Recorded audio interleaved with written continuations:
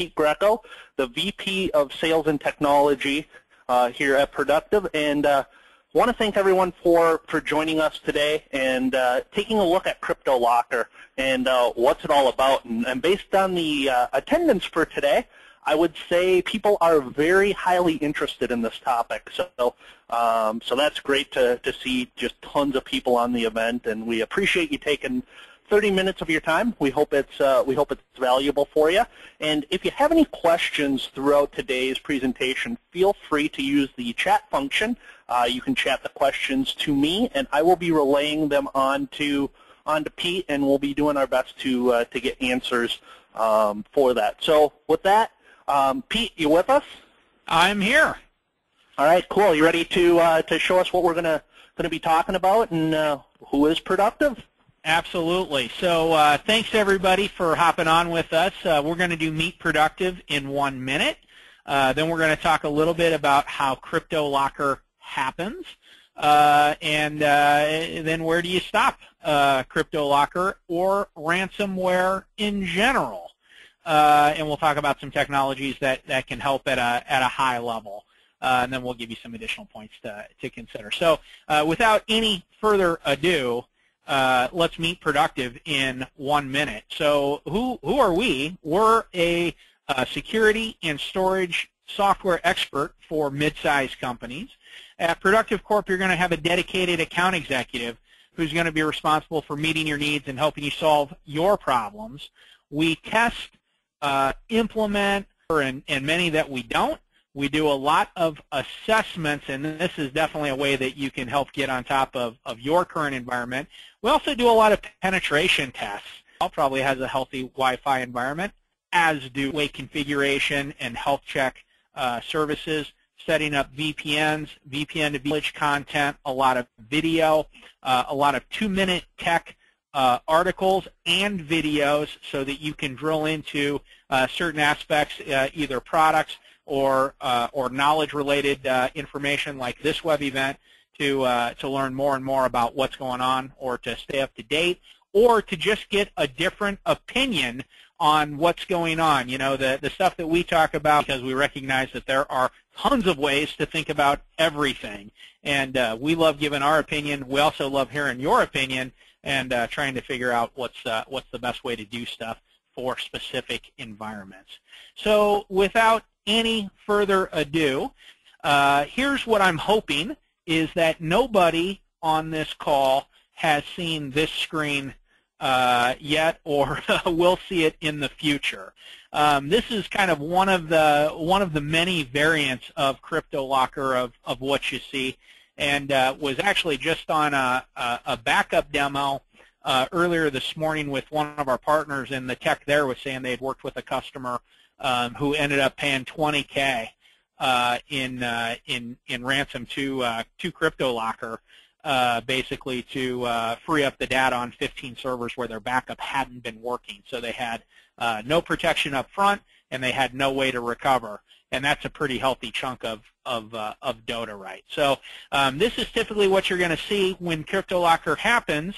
If you're not familiar with it, essentially what it's doing is it's encrypting your My Documents and any other valid information. It doesn't want to cripple your machine, because if you can't interact with them electronically, there's going to be no way for you to pay the ransom.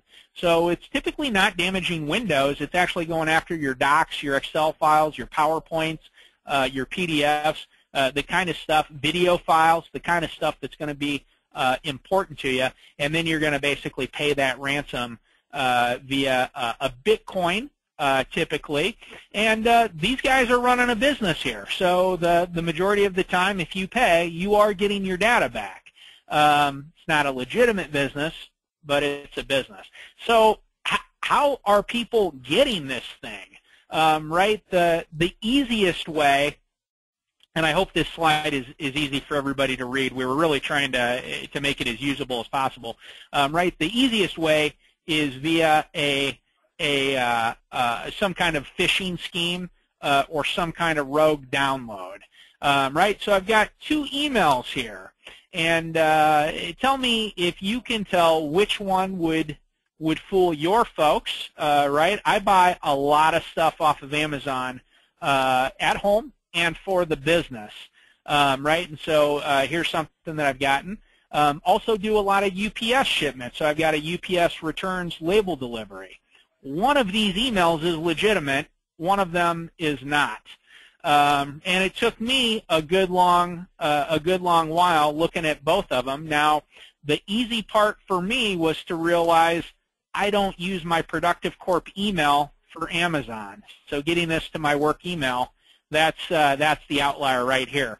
I actually deleted this email, which was calling for me to return an appliance that I was beta testing for one of our partners. I actually deleted it about 5 times before they finally called me and said, hey, you need to send that box back to us. We're getting upset here, right? So, but this looked rogue to me.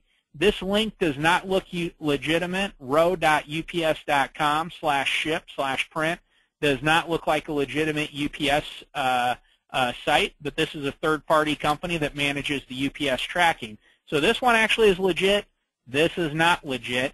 And again, if I come down here, www.one.amazon.com looks pretty legit. This link goes to a totally rogue place, and you are going to get an invitation to download malware from this link. So this is how Cryptolocker and other ransomware, or one of the ways, I should say, that these malwares are getting downloaded into your environment. And can you blame your end user for this? You know, if they're buying Amazon-related stuff, this is going to look legit. You're going to see tons of these UPS. Now, this one is legit, but I see tons of these. Typically, they contain an Adobe attachment with some kind of account credit or refund. I normally need to fill something out in that Adobe file to take action on that refund, and that's how they sucker you in. And if you're not paying attention, pretty easy to accidentally click on one of these things without really knowing what's going on or what's about to happen. So where do we stop ransomware, right, or Cryptolocker specifically? Really, there is no bad place to stop it. Everywhere. The source points from infections, greatly web-borne and email-borne, but not the only way that malware is spreading, right? So there is no bad place to stop it. And forgive me if that seems cheesy or if it feels obvious, but it's actually the right answer. Right, so let's drill down a little bit, and we'll talk a little bit more in detail about what I'm getting at, and what we really are recommending, and this is what we're seeing customers doing, right? Is a layered approach, and part of the reason that you need to do it is because not every piece of protection stops every kind of malware, right? We have the conversation a lot that it's all viruses, and I have antivirus, but that's not the case, right? If somebody broke into your house, you wouldn't say, how did that happen? I'm running antivirus, right? But that's effectively what's going on a lot is you're getting different kinds of intrusions that are not viruses and not viral, right? And a lot of the ransomwares, especially Cryptolocker, do not fall into the antivirus category, and so AV alone isn't going to stop it. The next thing that you run into is at any given point in time, any one or two of your protections might be offline or not running on just a couple of machines or on just one machine, and now that machine becomes the target, right? So if you have 100 machines and I'm spraying machine gun fire from left to right, any one of those machines that's not protected is going to be the target that gets damaged, right? And so that's where we need our layers working in conjunction so that if in one area we're down or weak, we've got other layers that are protecting us and taking care of us, right? So first area is at the gateway, right? Anything coming in from the cloud, and this is the widest area of where Cryptolocker has been able to take advantage and gain access. Now, if you're still running a traditional firewall, Cryptolocker is going to just scream right through it unless you turn off port 80 and port 25.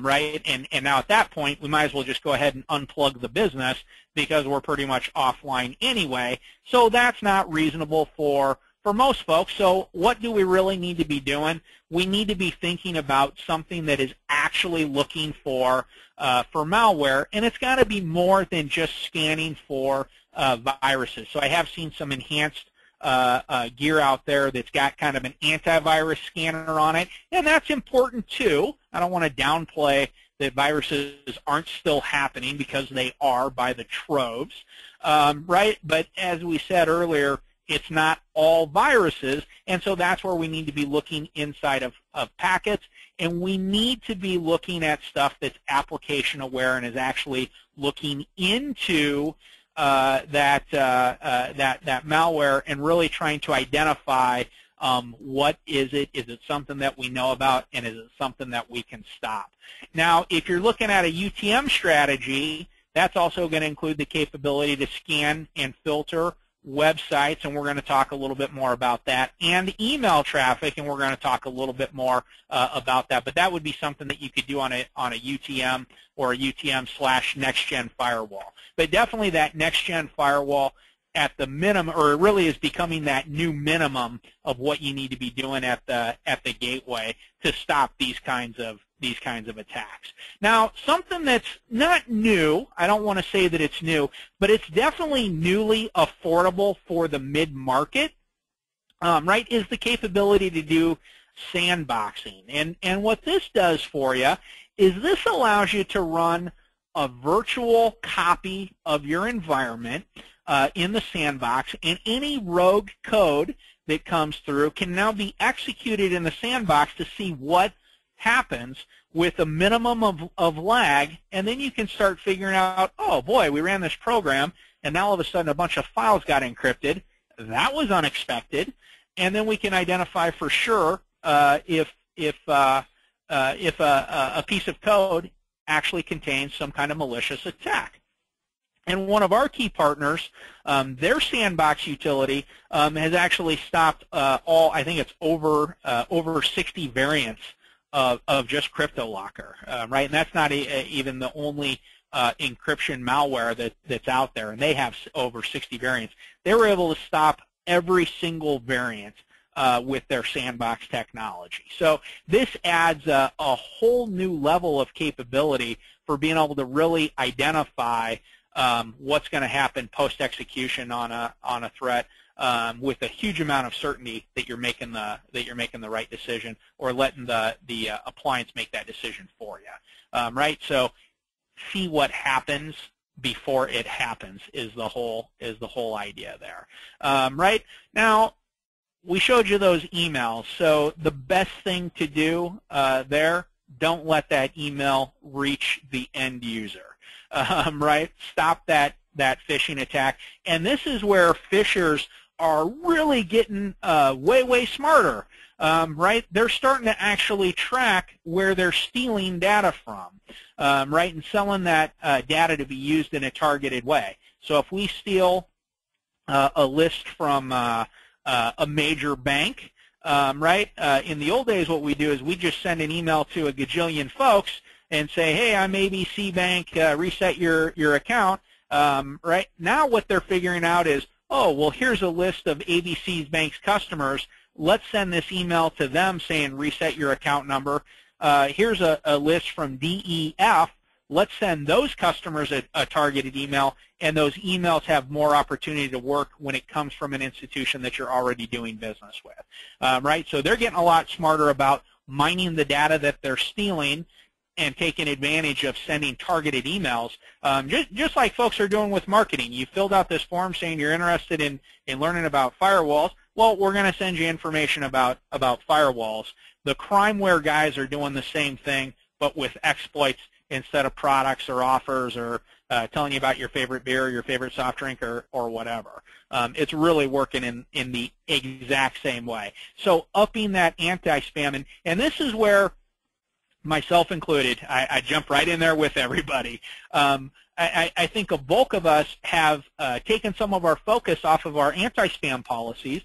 We figure as long as we're stopping the bulk of the spam, we're really treating it more like a productivity issue rather than a security issue.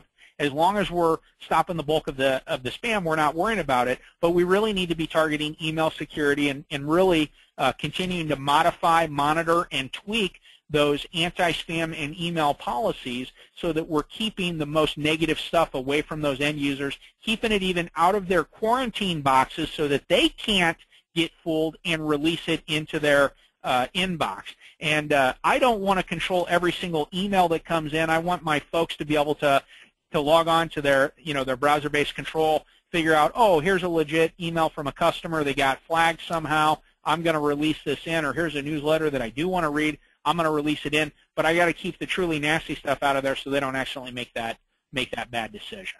Right now, web content filtering is probably a super key area, and one of the biggest issues that we've really had here over the past couple years is really trying to get off of the subject of this is a productivity tool. It can be for sure, and it's not a wrong way to think about it, and that's really the original way that this area was getting implemented. Is we want to keep folks off of the shopping sites and the gambling sites.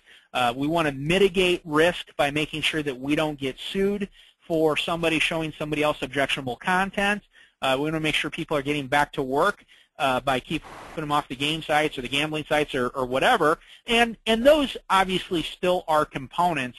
But the main thing that we really need to be thinking about is how do we turn off part of the Internet that simply has no benefit or impact to our business, not so that we can improve productivity directly, I guess is what I should say, but so that we can eliminate thousands or millions of additional threat vectors that exist out there. So not every adult site, and probably not most adult sites, are filled with malware, right? But some of them are. Those sites don't help our business at all, so let's shut them all off. News sites. Do we have a reason to be reading news sites? CNN has been cracked numerous times. ABC's website has been cracked numerous times. These things are hijacking banner ads so that if you click on those, you're downloading malware. Sometimes simply going to the site or executing a form can allow the malware to infiltrate in. So if those sites help your business, not at all, simply blocking access reduces the opportunity for that threat vector, right? And you've got to have kind of a balance of making sure that everybody can do the stuff that they need to do.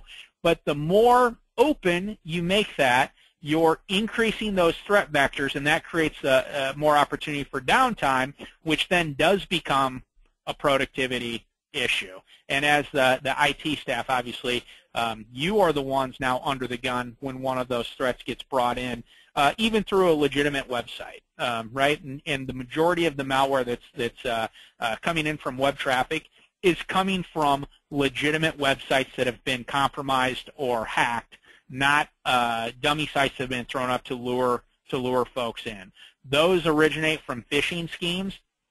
Anything that is 100% web-borne typically is coming off of a legitimate website that generates legitimate traffic, run by a legitimate business that just simply didn't have enough web application firewall or web security to protect themselves.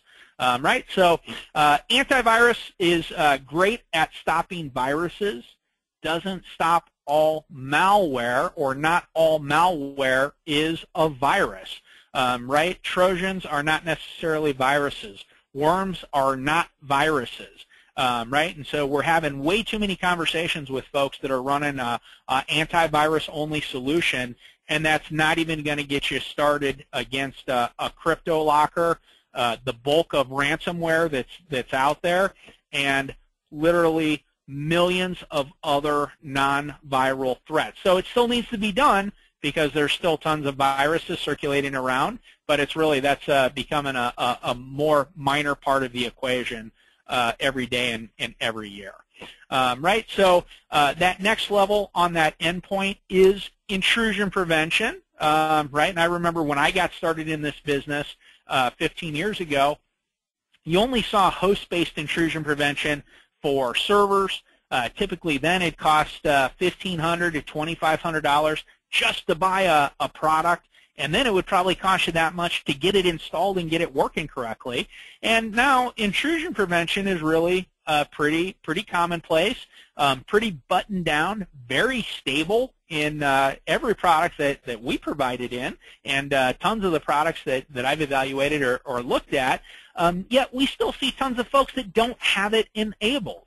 And part of the reason that they run into that is they're doing some probing, or it's killing my SpiceWorks or my network management system or whatever, and rather than figuring out how do we actually whitelist the traffic that we want to be approved so that we can still be running this, they end up just disabling it, and now it leaves your network with a massive amount of vulnerability and no protection for a huge area of threats. So it really needs to be something that we're evaluating and figuring out how do we get to that next level on for our individual environment. That's definitely something we can strategize with you on. You don't necessarily need us to come in and do it for you.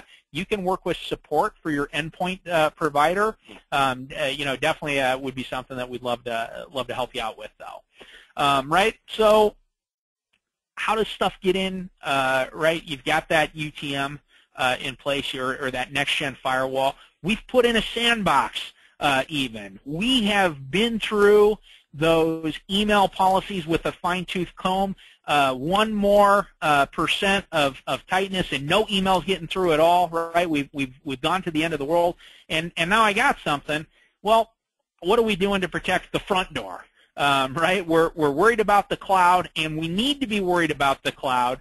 But with so many mobile devices now, we also got to keep an eye on the front door. And one of the easiest areas is device control. I actually shared with our team last year about a new thing that folks were doing, or maybe this isn't new, it was newly uncovered then, of where they're dropping infected USB sticks in big parking lots around the entryway.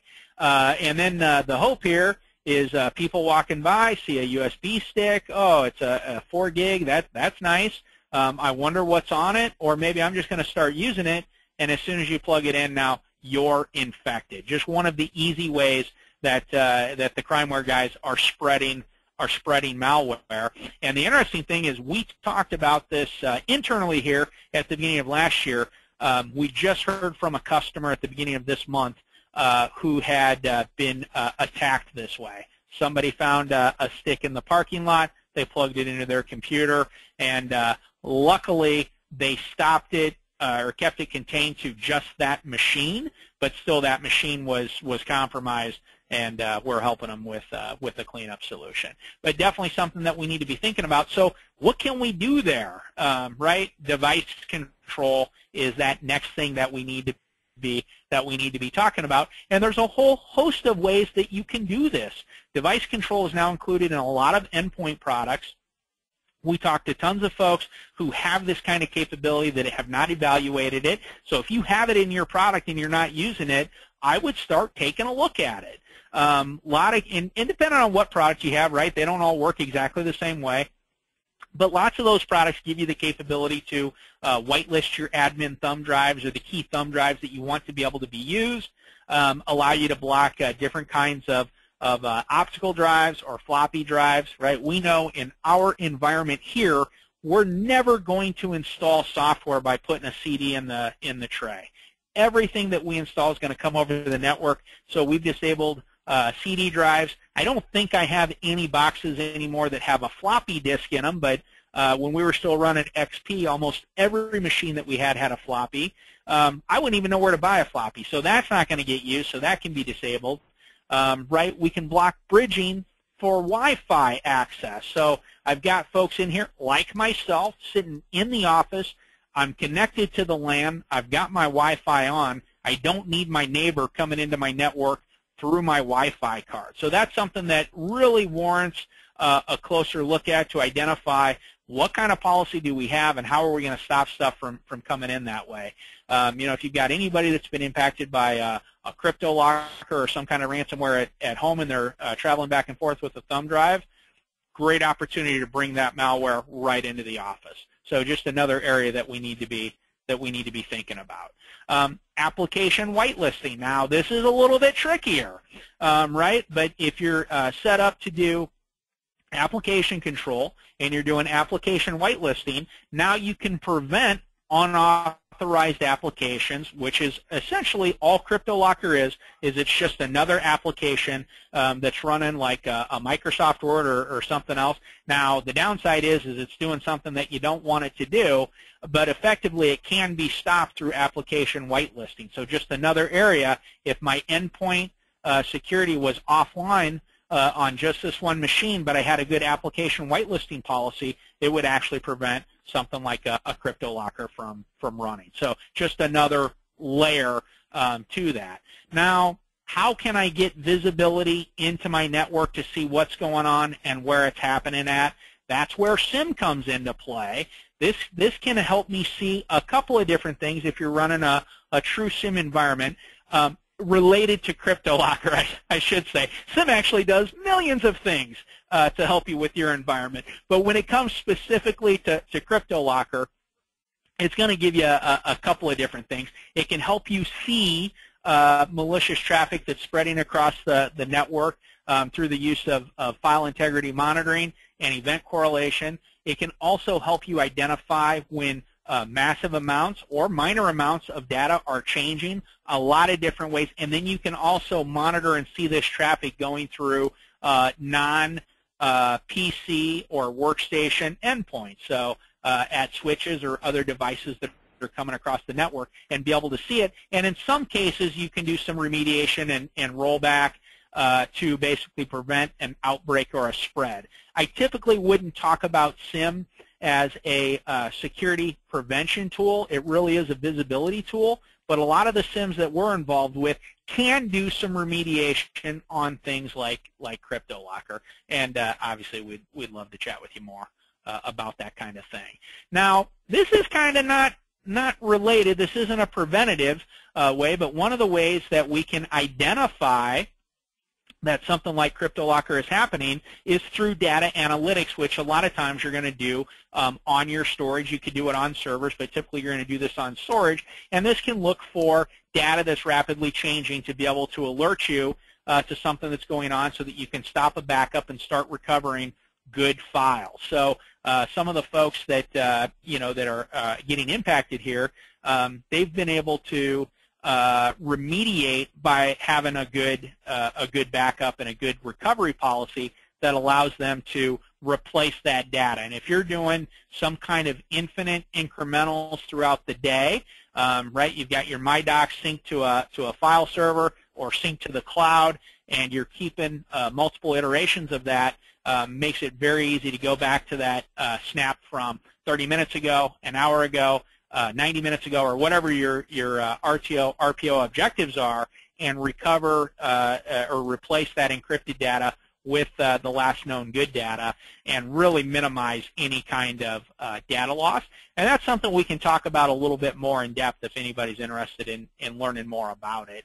But some of our good friends actually had a great story of how their appliance can identify rapidly changing data, be able to trigger it as something to investigate as malware, stop any additional backups from happening so that you're not polluting your good backups with something that's already been manipulated or attacked, so that you know where to recover from. So pretty interesting stuff there. And then obviously really just a real solid backup and rapid recovery strategy is what you need to be thinking about in case data gets compromised, so that we can get back to good data. If we're putting our best foot forward at all of the layers, this really becomes the last-ditch effort that you shouldn't ever need, but you still need to be planful in case something gets through, right? And then the final thing, and everything else that I've talked to you about is a lot of work and can be a lot of expense and takes a lot of education. This is probably the hardest thing to do right here, end user education. I like the little graphic that Chuck created here. One of our good friends shared with us a long time ago. Right, problem exists between keyboard and share.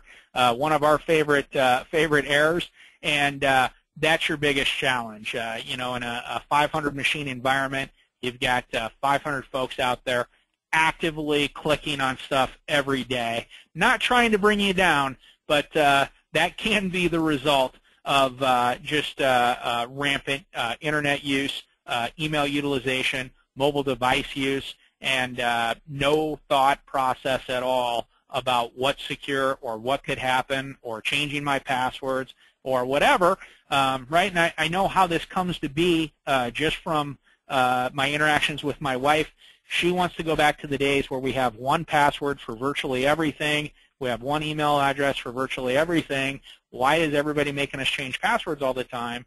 Right? And you simply need to be secure. Password databases getting cracked all the time. Clear text passwords being uncovered all the time. People have now been able to identify what a hash looks like from specific kinds of passwords, and so now they don't even need to crack the password. They can just match up the password hash and figure out what a password is.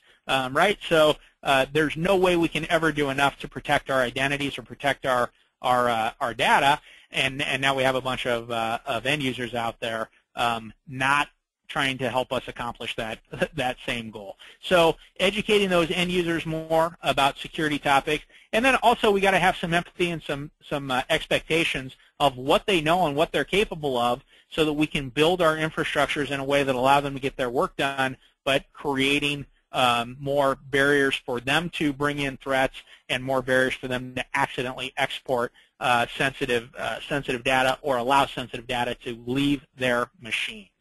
Right? And this is not something that we can help you with outside of doing webinars, and we're talking about putting on some webinars for our customers to direct their end users to, so that we can help you educate them on what you're really trying to accomplish and what your job is like, and why we need to do some of these things. Why do we need to block some of these websites? Because it eliminates a threat vector. What's that mean? Right? Well, let's talk about it so you can understand what we're really trying to do here. Right? Some additional layers that you may want to consider for your environment that really round out security. These aren't necessarily going to help you out with Cryptolocker specifically, but data leak prevention, beyond pattern matching. Let's make sure our sensitive data is not leaving the environment, right? Encrypting those devices that are outside of our control. So if one of them gets grabbed or stolen or lost or misplaced or whatever, the data is useless to anybody else. They can reclaim the hardware and use it as their own, but our data is gone forever, right? Patching, easiest way to make malware not work is make sure we're plugging the holes that are left by vulnerabilities, right, with the fixes. And then mobile device management. We're talking to folks every day that are really putting their best foot forward to protect the environment, and then allowing end users to come in with iOS and Android devices, have access to the network, no protection, no control, no encryption, no even basic password on the device, right? And it's a wide open entry into the environment. So a lot of you are out there, I hope, are saying, Pete, I'm doing all this stuff already. What are you talking about? There's nothing left to do, right? And I hope all of you are. So what do we do from here? Continue to monitor and evolve, right? And that's the biggest challenge. Stay on top of those dashboards. Know when you have outages. Know when your weaknesses are, and continue to evolve that security practice and that security policy. One of the #1 things that I resigned myself to doing last year, and I haven't always done a great job at it, and I'm going to recommend all you folks think about this as well, is let's make sure we're taking a few minutes to filter out the noise. You know, the first thing that I always let happen when I throw up either a product that I'm testing or a new product in our environment is I tend to over-configure or under-configure the alerts. Right? Now, with under-configuration, I need to look at the dashboards more because I'm not finding out about stuff. Over-configuration, what's tending to happen is I get so many emails that I start not paying attention to any of them, and that's when you have the opportunity to miss something. So taking a few minutes when you're getting those emails that don't mean anything, hop into that console, reconfigure or configure those alerts so that you're getting the right amount of information and getting the information that you need, so that you don't stop ignoring stuff or don't start ignoring stuff where something critical might end up being in one of those communications. Can really go a long way to making sure that you're staying on top of it. But it's a big job, right? That's why they hire IT professionals to do this. That's what all you folks are, right? It's a big job. It's hard work for sure. That's why they advertise in the business section and not in the leisure section for these kinds of jobs, and you really have your work cut out for you. Now, how Productive can help you, right as we talked about in Meet Productive in 1 minute, security reviews, configuration assessments, this kind of stuff where we can basically help supplement your knowledge with our knowledge to help you get to the next level and try and combat some of this crimeware, some of this malware, some of this ransomware, and all the new threats that we don't even know about yet. So I want to thank everybody for coming today. We know your time is valuable. I know we went a few minutes over. It's just a lot of stuff to talk about there. Definitely looking forward to having individual conversations with anybody who would like to talk more about this subject or any other security or backup subjects.